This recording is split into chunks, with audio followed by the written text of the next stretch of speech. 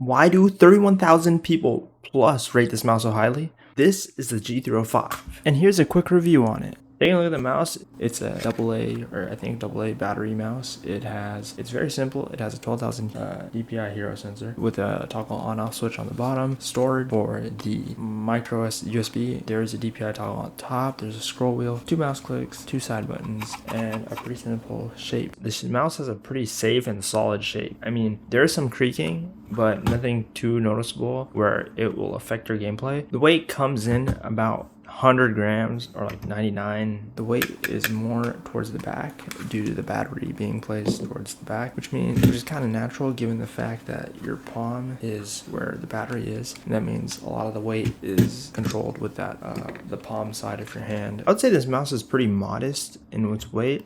I mean, it is a modern day heavy. I mean, given that mice today are around 60, 50, 40, some mice even pushing 30 grams in weight. Yeah, there is a stark difference, but coming from any mouse above the 100 gram mark or looking at previous mice of the past, this mice was considered pretty not so heavy. The mouse shape is slanted inwards, giving you a much more aggressive yet controlled feel. I'd say it's very easy to use. It almost resembles, and I might be so far off, but overall I would say the shape kind of resembles the Superlight and the Logitech 303 from Shroud. I haven't used the Shroud 303, but I have used the Superlight. I'd say if you took the Superlight and slammed it down and you took the sides of the Shroud mouse and made it a lot less aggressive, then you get a little bit something like this. The battery life is absolutely insane. Here. Let's pull an example. This is me going up and checking the battery limit. This is the battery limit, and this is 8 hours of game time. And my battery percentage is now, yep, it didn't change. Okay. Last but not least, we have the hero sensor within this mouse. Last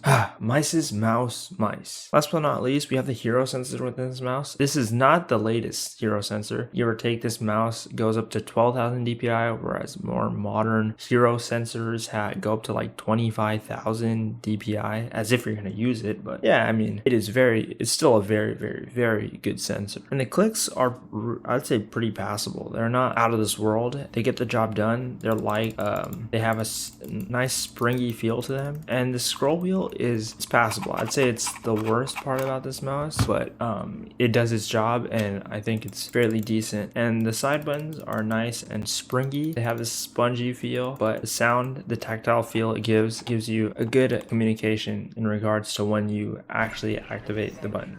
Which leads me to the 5 main points of why this mouse is rated so highly. Number 1, the wireless tech. The wireless tech is fantastic. The range is really great. There's no stutters. There are no moments of interruption personally. And although I'm using it at a desk, there are times where I've used other wireless mice that just don't hold up as well as what 305 offers. Number 2, it's the hero sensor, and that's something a lot of people know what they're getting in. When you see the hero sensor and when people use the hero sensor, it's a quite confidence-inspiring sensor. You don't really feel the hiccups, you don't feel stutters, and overall, it's put in the most popular mice of all time. We're talking about the Superlight, we're talking about the 502.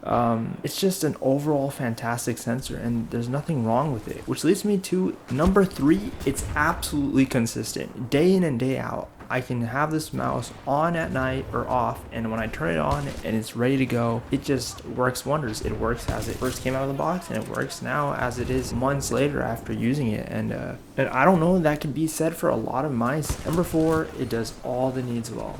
I mean, honestly, maybe if you push this mouse and its mouse clicks and its buttons, maybe it might give a little bit, but honestly, it's just been consistent overall.